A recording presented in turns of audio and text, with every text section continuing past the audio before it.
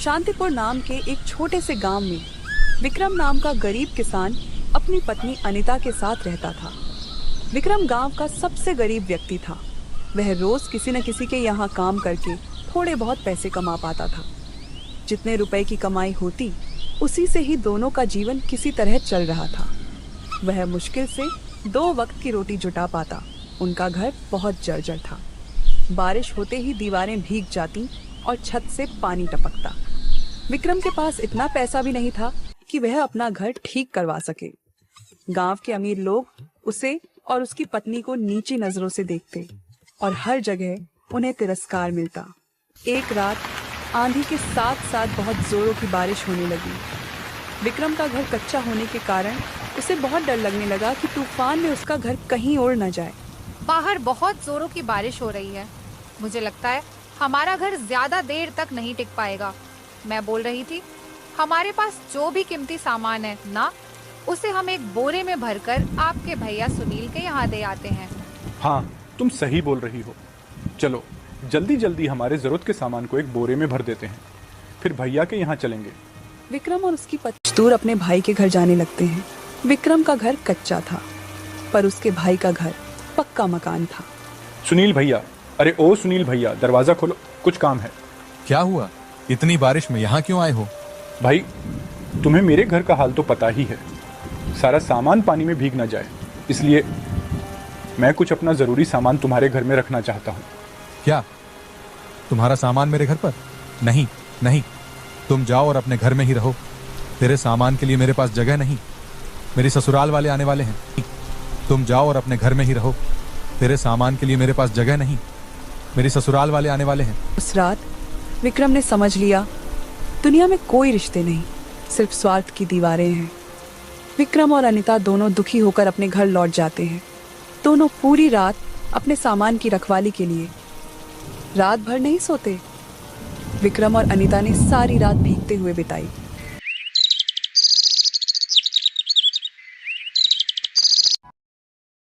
जिस नदी से सभी गांव वाले पानी लेते थे, अगर उस नदी से पानी लेने विक्रम या विक्रम की पत्नी अनीता जाते तो सभी गांव वाले उन्हें भगा देते थे। अरे देखो, भिखारी विक्रम की पत्नी पानी भरने आ गई। रुक, नहीं तो हमारे बर्तन अपवित्र हो जाएंगे। हमें पहले अपना मटका भरने दे, फिर हमारे यहाँ से जाने के बाद तुम अपना मटका भरना, समझी ना? अनीता चुपचाप सारी बातें सुनती है और किसी को कुछ नहीं कहती। सारी औरतों के चले जाने के बाद उदास मन से मटके में पानी भरती है और घर जाकर अपने पति से कहती है, हमारी क्या गलती है जो गांव वाले हमारे साथ ऐसा बर्ताव करते हैं? क्या गरीब होना गुनाह है? हमने तो कभी किसी का बुरा नहीं किया। एक दिन मैं सबको दिखा दूंगा कि इंसान की कीमत उसकी जेब से नहीं, उसके चरित्र से तय होती है। मैं मजदूरी करके भी इतने पैसे नहीं कमा पाता जितने बाकी कमा लेते हैं, लेकिन तुम देखना, एक ना एक दिन हमारा भी लोग सम्मान जरूर करेंगे। विक्रम मेहनती होने के साथ साथ दिल का भी बहुत अच्छा इंसान था। वह कभी किसी के साथ बेईमानी नहीं करता था, यही उसकी सबसे बड़ी खूबी थी।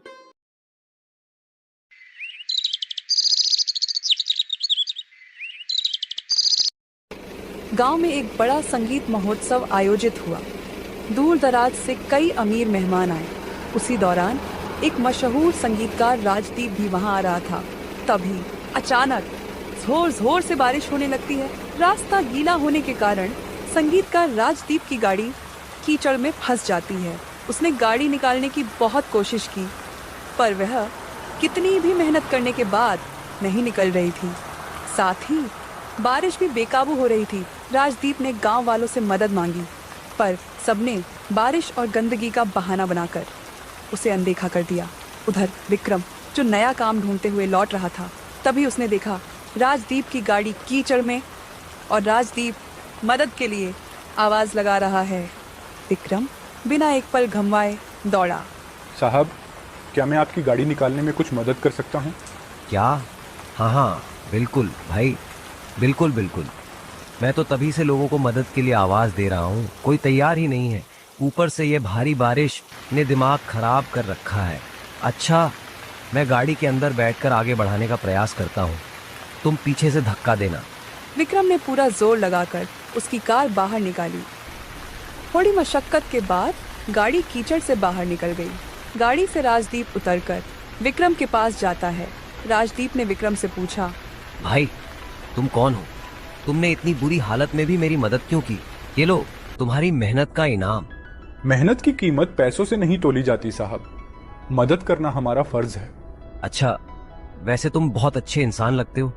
पिछले 1 घंटे से मैं यहीं फंसा हुआ था, किसी ने मेरी मदद नहीं की, सिर्फ तुमने मेरी मदद की। अब जाकर मेरी गाड़ी इस कीचड़ से निकल पाई है। अच्छा साहब, अब मैं चलता हूँ। रुको विक्रम, मुझे अपने घर नहीं ले जाओगे? क्या? नहीं साहब, मुझ ऐसे गरीब के घर जाकर आप क्या करोगे?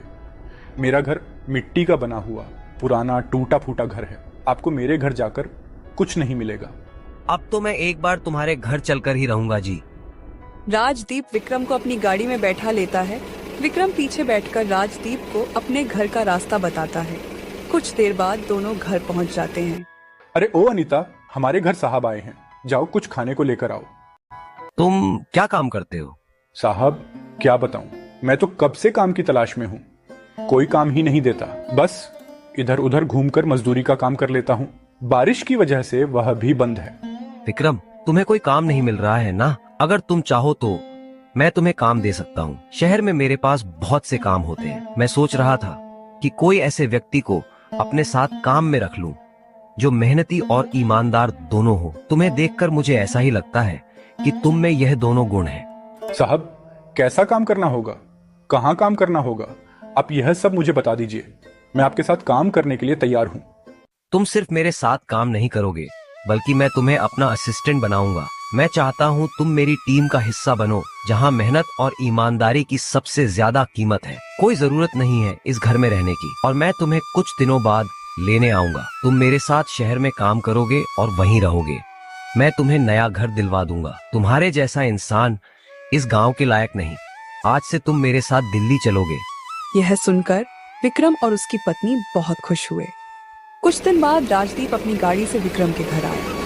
विक्रम और उसकी पत्नी पूरा सामान लेकर राजदीप की गाड़ी में बैठ गए। सभी गांव वालों का ध्यान उन्हीं पर था, यहाँ तक कि विक्रम का भाई भी उन्हें देख रहा था। गाड़ी चल पड़ी। राजदीप विक्रम और उसकी पत्नी को शहर लेकर आ गया। उसके बाद उन दोनों को रहने के लिए एक अच्छा सा घर दे दिया। विक्रम सारे काम अच्छे से समझ गया था। अब वह राजदीप के साथ काम करने लगा। विक्रम का घर बहुत सुंदर था। अब विक्रम बहुत अच्छे खासे पैसे कमा लेता था। कुछ महीनों में विक्रम की जिंदगी बदल गई। अब वही गांव वाले जो उसे तिरस्कार करते थे, विक्रम को सम्मान से बुलाने लगे। यहाँ तक कि उसका भाई सुनील भी अब अफसोस करता था और विक्रम से मेलजोल बढ़ाने की कोशिश कर रहा था। जिस भाई ने विक्रम का सामान को रखने से मना कर दिया था, अब वह विक्रम को भाई भाई कहता नहीं थकता था। विक्रम ने अपनी ईमानदारी, मददगार स्वभाव और कठिन मेहनत से एक नई पहचान बनाई। किस्मत उन्हीं का साथ देती है जो अपनी इज्जत खुद बनाते हैं। विक्रम ने साबित कर दिया, गरीबी गुनाह नहीं, गर्व से जीने की प्रेरणा है।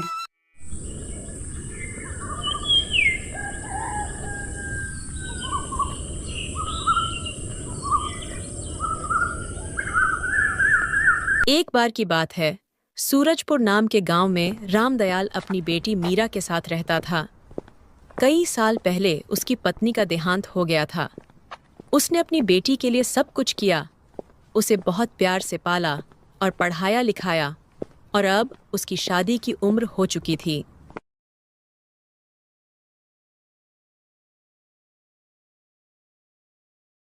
सीता बेटा, मेरा गला सूख रहा है, जरा मुझे एक गिलास पानी तो दे।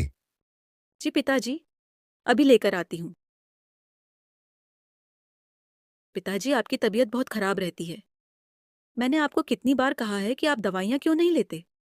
बेटा, मेरी तबीयत दवाइयों से नहीं बल्कि तेरी शादी करके ठीक होगी। पिताजी, मुझे शादी नहीं करनी। मैं चली जाऊंगी तो आपका ख्याल कौन रखेगा? अरे बेटा, भला ऐसा देखा है कहीं?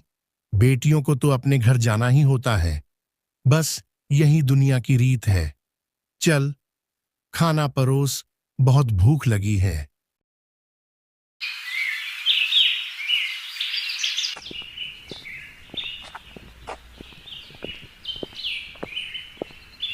अगले दिन रामदयाल अपने खेतों की ओर निकल जाता है।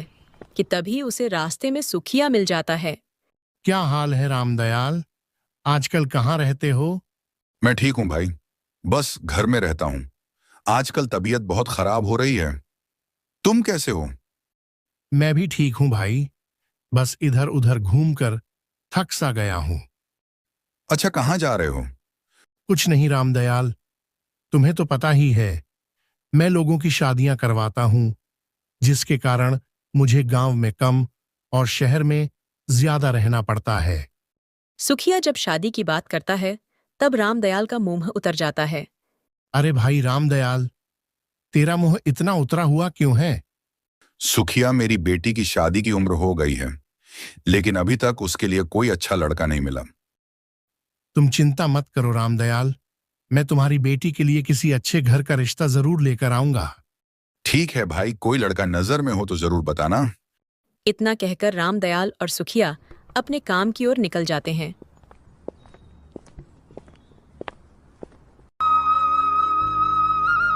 इस तरह कई दिन निकल जाते हैं और एक दिन सुखिया रामदयाल के घर आता है। मीना बेटी, रामदयाल कहाँ है? वो काका पिताजी तो बाहर गए हैं, बस अभी आते ही होंगे। कि तभी रामदयाल आ जाता है। कैसे हो सुखिया? तुम कब आए? मीरा अपने काका के लिए चाय बना के ले आ। ठीक है पिताजी। हाँ तो सुखिया बताओ कैसे आना हो। रामदयाल, मैं एक बहुत बड़ी खुशखबरी लेकर आया हूं। अपनी मीरा की शादी के लिए एक लड़के वालों ने हां कर दी है और वे यहां आकर लड़की को देखना चाहते हैं। अच्छा, ये तो बहुत अच्छी बात है। तो बताओ वो लोग हमारे घर कब आ रहे हैं? वैसे तो लड़के के घर में उसके माता पिता और एक बड़े भाई भाभी हैं, लेकिन कल तो केवल लड़के के माता पिता आ रहे हैं। अच्छा सुखिया, ये तो बहुत अच्छी बात है। ये बात कर तुमने तो मेरा दिल ही जीत लिया। अच्छा रामदयाल, अब मैं निकलता हूं, मुझे बहुत काम है।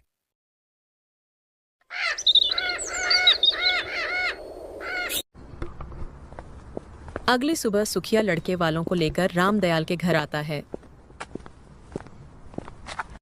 देखो रामदयाल, यह लड़के के पिता धनी राम और यह लड़के की माता कमला जी हैं, और ये इनका बेटा है, जो कि अपना खुद का व्यापार संभालता है और चरित्र का बहुत साफ है। इनके घर में किसी चीज की कमी नहीं है। इनके पास बहुत सी जमीन है और शहर में भी कई दुकानें ले रखी हैं। अरे आप लोग खड़े क्यों हैं? आप लोग पहले आराम से बैठिए। ये तो बहुत अच्छी बात है। अगर मेरी बेटी की शादी आपके लड़के के साथ हो गई तो वह बहुत खुश रहेगी। अच्छा रामदयाल, अब जरा मीरा बिटिया को लेकर तो आओ। हाँ, मैं अभी लेकर आता हूं। अरे बेटी, तुम तैयार नहीं हुई? सभी तुम्हारी राह देख रहे हैं। पिताजी, मुझे डर लग रहा है, कहीं इन्होंने दहेज की शर्त रख ली तो। बेटा, तू चिंता क्यों करती है? ये लोग अच्छे दिखते हैं। अब तू इतना मत सोच और मेरे साथ बाहर चल। आप चलिए, मैं आती हूँ। थोड़ी देर में मीरा तैयार होकर बाहर आती है। यह मेरी बेटी मीरा है। यह बहुत भोली है, पढ़ाई लिखाई में सबसे आगे रही है। यह खाना भी बहुत अच्छा बनाती है और मुझे विश्वास है कि ये आपके घर जाकर भी आपकी उम्मीदों पर खरी उतरेगी।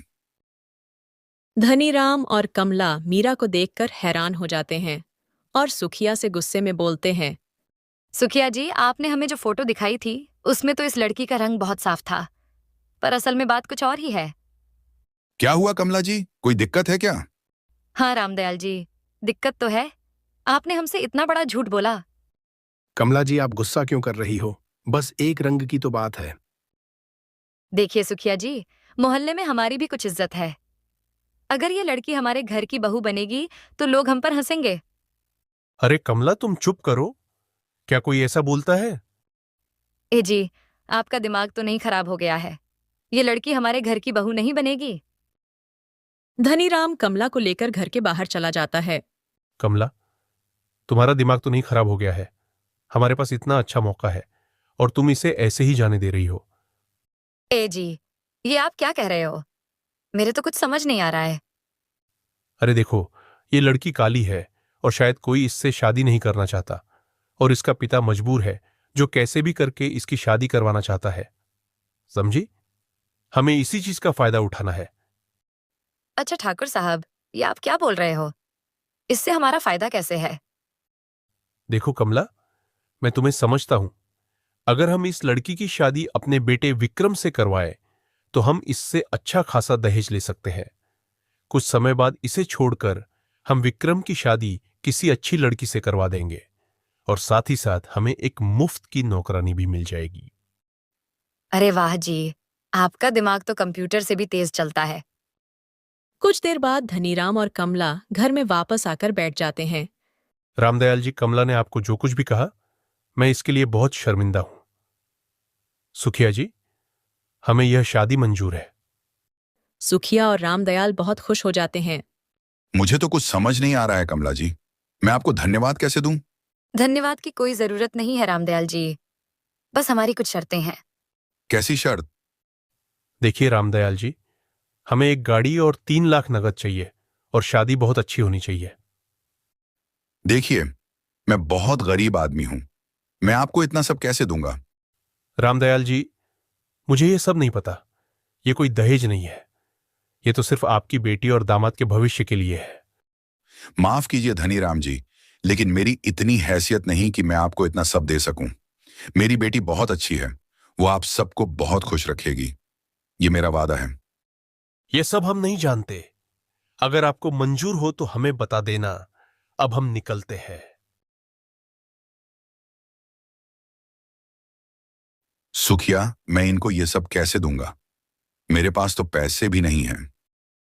रामदयाल, मैं जानता हूं, पर बेटी की शादी करनी है तो यह सब करना ही पड़ेगा, वरना इतने अच्छे घर का रिश्ता भी हाथ से निकल जाएगा।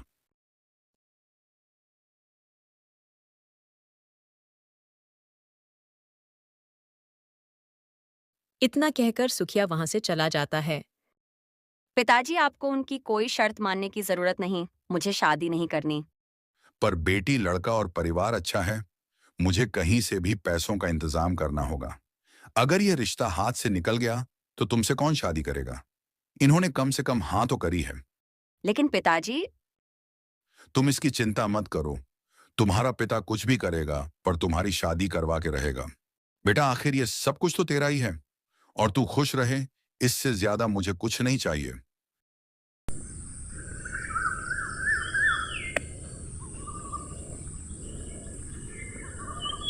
अगले दिन सुबह रामदयाल अपने गांव के साहूकार से मिलने जाता है और वह अपना घर गिरवी रख देता है और वहां से कर्ज लेकर सुखिया के घर जाता है। वह सुखिया को सहमति के लिए हाँ कर देता है। सुखिया, मैंने पैसों का बंदोबस्त कर लिया है, तुम लड़के वालों को शादी की तैयारियों करने को बोल दो।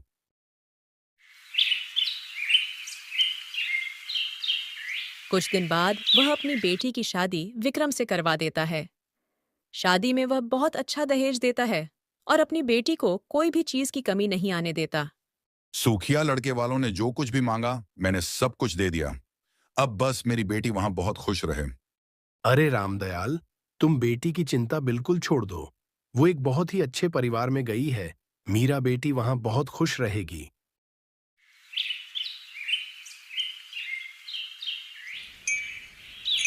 इधर मीरा भी ससुराल का बड़ा बंगला देख खुश हो जाती है, लेकिन शादी के दूसरे दिन ही ओ महारानी, सूरज सर पर चढ़ चुका है और तू अभी तक अपने कमरे में ही आराम कर रही है। नहीं माँ जी, मैं अभी बाहर ही आ रही थी। कान खोलकर सुन ले, यहाँ सब लोगों को जल्दी खाना खाने की आदत है, इसलिए सुबह जल्दी उठकर सबके लिए नाश्ता बना दिया कर। उसके बाद घर की साफ सफाई, बर्तन, ये सब भी तुझे ही करना है। ये सब सुनकर मीरा के होश उड़ जाते हैं। लेकिन माँ जी, इतने बड़े घर की साफ सफाई में तू नहीं तो कौन करेगा? तेरे बाप ने तेरे साथ 2-4 नौकर तो नहीं भेजे? देख, बड़ी बहू को हमने कैसे रानियों की तरह रखा है, क्योंकि ये अपने साथ दहेज में बहुत पैसा और सामान लाई थी। तू तो भिखारियों की तरह आई है, तो ये सब तो करना ही होगा। और सुन, तुझको हम अपने घर की बहू बनकर ले आए, उसके लिए तू हमारा आभार मान, वरना तुझ जैसी काली लड़की से तो कोई शादी भी नहीं करता। वो तो हमें दया आ गई तेरे बाप पर, जो तेरी शादी मेरे बेटे से करवाई। अब खड़ी खड़ी मेरा मुंह क्या देख रही, रसोई में जा और हमारे लिए खाना लगा। मीरा चुपचाप सास की कड़वी बातें सुन लेती है और कोई जवाब नहीं देती। दिन पर दिन मीरा के साथ गलत बर्ताव होने लगता है। उसकी सास उसे दिन भर काम में लगाए रखती और खुद दोनों सास बहू सारा दिन आराम करती। मीरा अंदर ही अंदर घुटने लगी और वो अपने पति से भी कुछ नहीं कहती, क्योंकि विक्रम भी कोई अच्छा इंसान नहीं था। वो दिन भर गांव के गलियों में घूमता और रात को शराब पीकर घर आता और मीरा को 4 बातें सुनाता। तू कल सुबह ही अपने बाप से और पैसा मांगना, वरना मुझसे बुरा कोई नहीं होगा।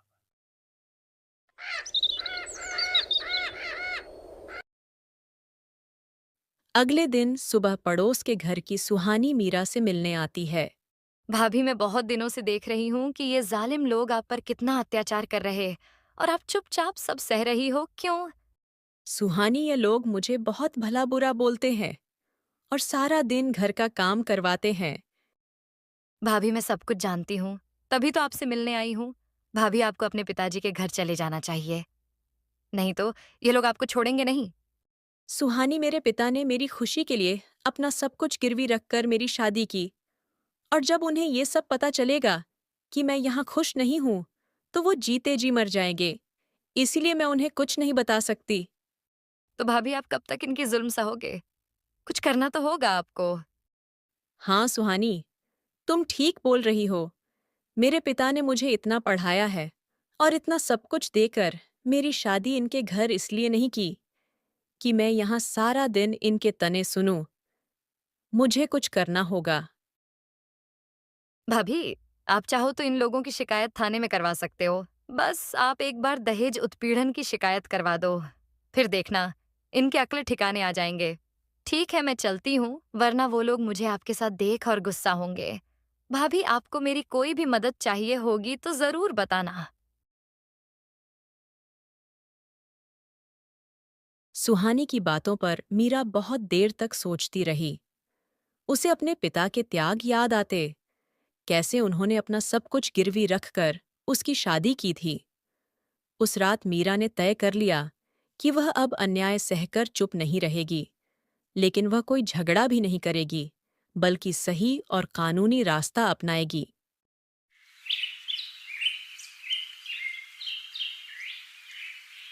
अगली सुबह वह चुपचाप अपने कमरे में बैठकर अपने फोन से सबूत जुटाने लगी। सास की अपमान भरी बातें, दहेज की मांग, विक्रम का शराब पीकर गाली देना, घर में किया जाने वाला अत्याचार, इन सब की रिकॉर्डिंग और फोटो उसने अपने पास सुरक्षित रख ली।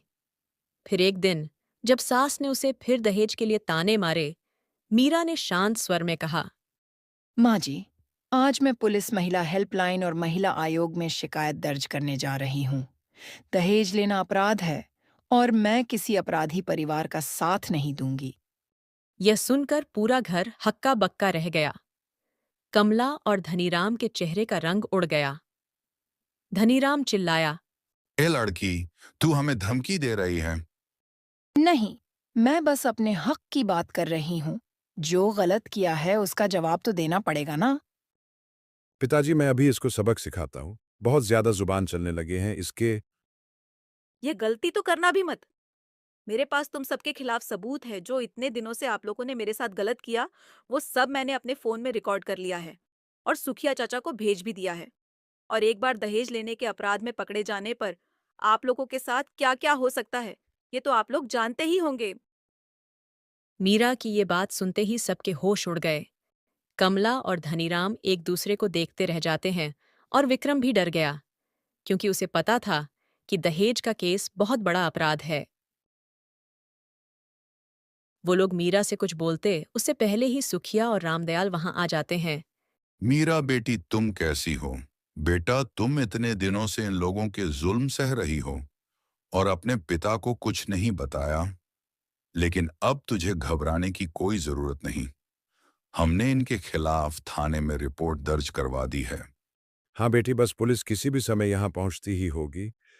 ये सब सुन धनीराम और कमला अपने घुटनों पर बैठ माफी मांगने लगते हैं। अब उन लोगों को समझ आ चुका था कि उनकी चालें उलटी पड़ चुकी हैं। रामदयाल जी, कृपया कर आप पुलिस को न बुलाएं। हम लोग बैठ के बात करते हैं, सब ठीक हो जाएगा। मीरा बेटी को कोई गलतफहमी हुई है। हाँ समधी जी, मीरा को तो हम अपनी बेटी की तरह रखते हैं। कमला जी, अब आप लोग ये सब न बोले तो अच्छा होगा। मैंने सारी रिकॉर्डिंग देख ली है कि कैसे आप लोग मेरी बेटी को अपने घर की नौकरानी बनाकर रखते हैं।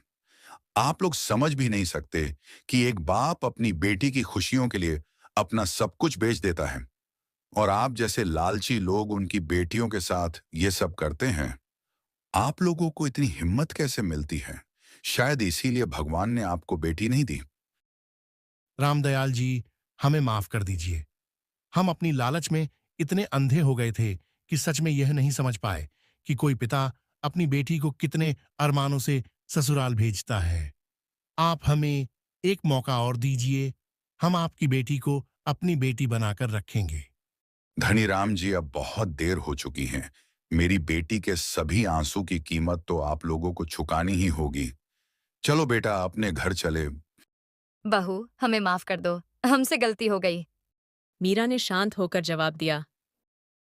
गलती तब होती है जब इंसान अनजान हो। आपने तो सब जानकर किया। विक्रम भी मीरा से माफी मांगने लगता है। मीरा, मुझे माफ कर दो। मैंने तुम्हारे साथ बहुत गलत किया है, लेकिन मुझे बदलने का एक मौका दो। अगर तुम सच में एक अच्छा जीवन चाहते हो तो शराब छोड़ो, मेहनत करो और मुझे इज्जत दो, वरना मैं अपने भविष्य को बर्बाद नहीं करूंगी। और जिस दिन तुम बदल जाओगे उस दिन मुझे लेने मेरे पिता के घर आ जाना। विक्रम पहली बार मीरा की आंखों में सच्ची शक्ति देख पाया। वह चुप हो गया और सिर झुका लिया। और हाँ, इस बार मैं आप लोगों को माफ कर रही हूँ, लेकिन आप लोग कभी किसी लड़की को कमजोर मत समझना। अगर कोई लड़की चुपचाप ससुराल वालों के गलत व्यवहार को सहती है तो इसका मतलब यह नहीं कि वो कमजोर है, बस अपने मां बाप के लिए वो चुप रहती है। चलिए पिताजी। इस तरह मीरा ने अपने ससुराल वालों सबक सिखाया। कुछ समय बाद विक्रम अपनी सारी गलत आदतों को छोड़ देता है और मीरा को उसके घर से लेकर अपने घर आ जाता है। अब मीरा उसी घर में, उसी परिवार में डरी हुई बहू नहीं, बल्कि सम्मान से जीने वाली, शिक्षित और आत्मनिर्भर मीरा बनकर रहने लगी। गांव की औरतें भी मीरा से प्रेरित होकर अपने हकों के लिए खड़ी होने लगीं।